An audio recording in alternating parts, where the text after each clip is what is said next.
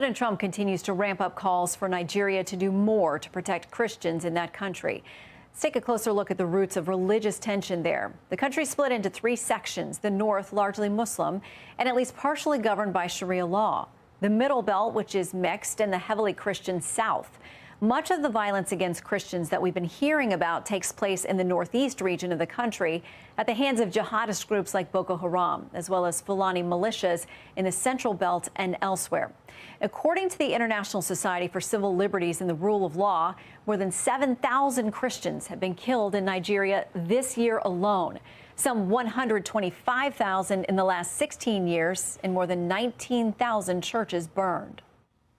So let's bring in Congressman Riley Moore, one of the first lawmakers to bring this to national attention. Good to have you on Fox News Sunday. Shannon, thanks for having me on. So I know the president has tapped you and Congressman Tom Cole to look into this. Can you tell us anything about how you'll investigate and what options you may give to the president, or what plans he should have for handling this? Yes, we've already started that investigation, and it's the House Appropriations Committee, and we're working with the other relevant stakeholders in Congress, including the House Foreign Affairs Committee, also working with leadership and their staff as well, to present findings to the president here as soon as we can.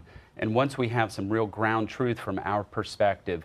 Obviously, we've been working with the State Department, the NSC as well, and the White House staff, and we're in constant coordination and communication on this issue. But we're going to get to the bottom of this, and obviously the map that you just showed really highlights the tragedy that's going on there, how horrific this is, these killings of these Christians, our brothers and sisters in Christ.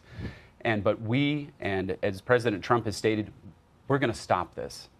Well, he's talked about potentially boots on the ground there, going in guns a-blazing. But I want to read something from Nigeria's president. He says the characterization of Nigeria as religiously intolerant doesn't reflect our national reality.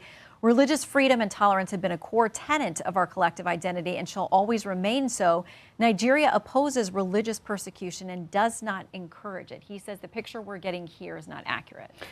You know, unfortunately, that is completely false. I mean, there are states in Nigeria that have blasphemy laws, people who are facing the death penalty right now for blasphemy against Islam. There's a person currently right now who's held in prison for defending himself from attack from a Muslim militant from the Fulani tribe.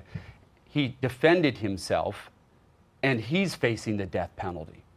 So, no, there's serious persecution happening in Nigeria. I know the president, Tinubu, is in a difficult position in trying to protect his interests there in that country, but they are complicit in this to one degree or another with statements like this.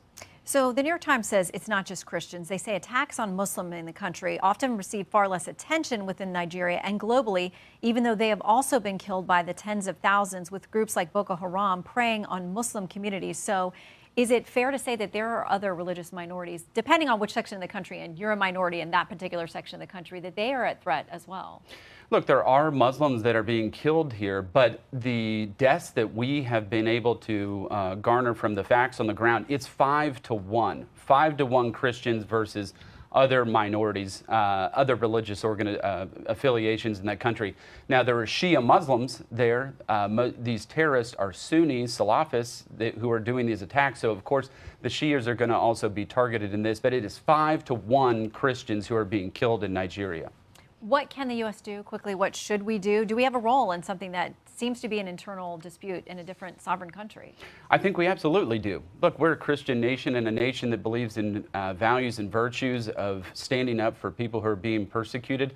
That designation the president just did, a country of particular concern, unlocks 15 different levers that the president can use against that country, sanctions being one of them, withholding development dollars, restricting financing from international institutions. So there's a lot that could be done there, but the president has put all options on the table, including military kinetic action. Okay, please keep us updated. We appreciate it as you get to the details on this. Thanks, Shannon.